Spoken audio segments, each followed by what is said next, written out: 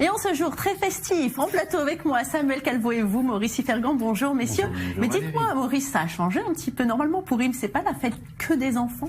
Normalement oui, ce sont les enfants qui aiment se déguiser. Vous le savez très bien Valérie, ça peut être Batman ou Superman ou autre chose, mais ce sont les parents en fait qui créent les costumes pour les enfants ou qui vont les acheter. On a vu que dans certains magasins, il y avait des queues énormes pour acheter des costumes pour enfants. Ça peut coûter même très cher parfois, ça peut être aussi peu cher et assez bon marché, au chouk. Mais le mieux, c'est encore de fabriquer son propre costume. Et là, je vous montre celui de ma petite fille. Elle a 1 an. Une véritable star, votre petite fille, Maurice Ifergan. Un petit poussin qui a défilé dans les rues de Tel Aviv.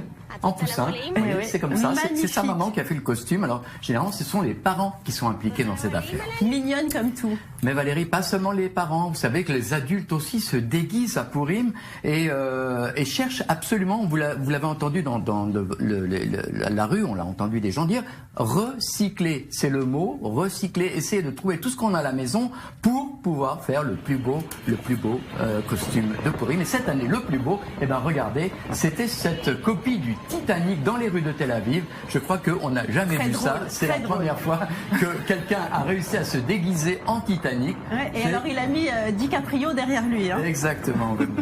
Voilà. Manque pas d'humour. Et d'ailleurs, Maurice Ifergan, cette année, Pourim s'est également invité dans les salons diplomatiques, notamment lors de la récente visite de Benyamin Netanyahou la semaine dernière au Kremlin. Vladimir Poutine a fait référence à cette fête.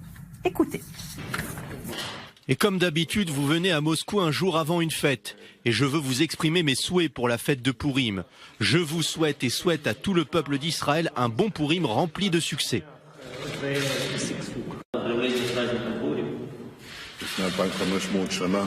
Je vous remercie pour ces souhaits.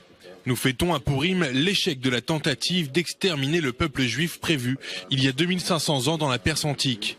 Et voilà qu'aujourd'hui, au même endroit, les descendants des Perses, l'Iran continue de vouloir exterminer le pays des Juifs. Ils le disent de manière claire et ils l'inscrivent sur leurs missiles balistiques.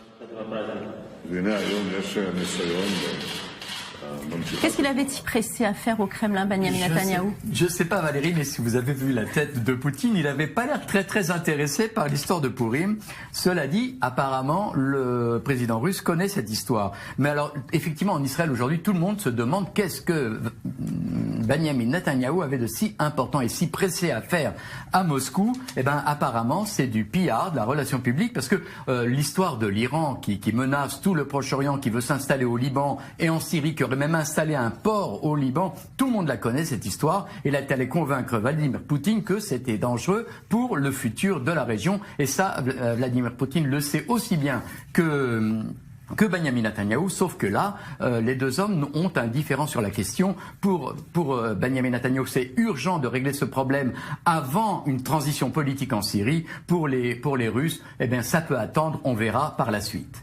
Et ce thème de Pourim est très présent dans la conscience des Israéliens. Le Premier ministre en joue souvent pour illustrer la politique sécuritaire. Exemple, hier soir, dans la localité de Césarée, le chef du gouvernement était invité dans la grande synagogue à l'occasion de la traditionnelle lecture du livre d'Esther.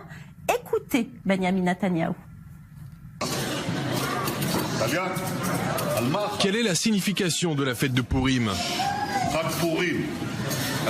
Que fêtons-nous ce jour-là? De quoi se rappelle-t-on? Quelqu'un sait?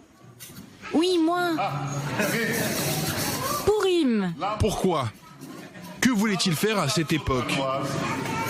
Nous tuer. C'était dans quel lieu qu'il voulait nous tuer? En Perse. En Perse. Et cela a-t-il réussi? Non. Non. C'est le contraire qui s'est passé.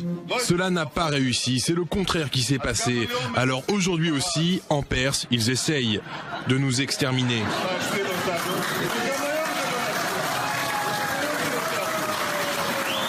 C'est tout.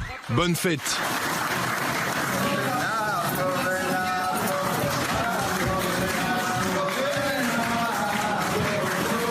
C'est le lieu, l'heure est l'endroit pour faire passer des messages politiques à des enfants? En tout cas, c'est le but de cette fête, c'est de rappeler en permanence que le peuple juif a été sauvé en Perse in extremis. Maintenant, c'est vrai que face à des enfants, c'est un peu bizarre. Ça fait partie de l'histoire d'Israël et de la sociologie israélienne et de l'existentialisme en Israël. On vit avec cette idée de tout le monde est contre nous, il y a des pays qui veulent notre destruction, et le Premier ministre ne se prive pas de le rappeler à chaque occasion, et la fête de Purim est la meilleure occasion pour cela.